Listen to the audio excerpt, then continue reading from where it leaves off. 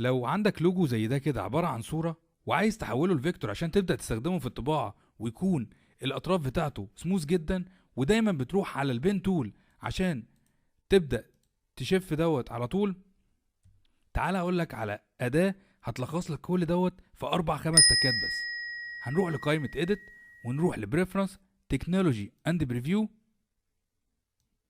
وتعلم صح على Enable Content Aware Tracing Tool، وبعدين تضغط اوكي. هتقفل البرنامج وتفتحه تاني.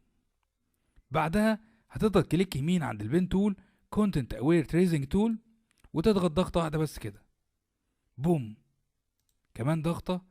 تقدر من هنا دبل كليك وتغيره لأي لون انت عايزه. تعال نغيره اللون اللي احنا كلنا بنحبه. نقدر من هنا نخلي الستروك نو كولر، نقدر نغير في اللون زي ما احنا عايزين، وبكده يكون احنا عندنا لوجو بشيب لاير وكمان بجودة عالية جدا.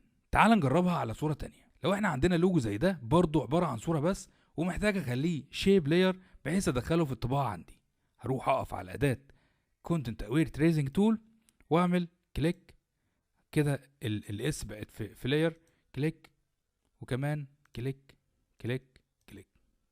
نقدر بقى نقف على كل اللايرات كده بالشيفت ونغير لونهم لو احنا حابين.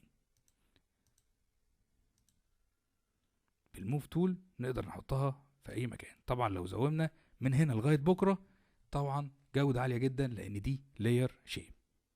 تعال نجربها اخر مره على حاجه شويه فيها تفاصيل كده. هنروح نقف على البين تول كونتنت اوير تريسنج تول، ضغطه واحده بس كده، بوم، خلاص.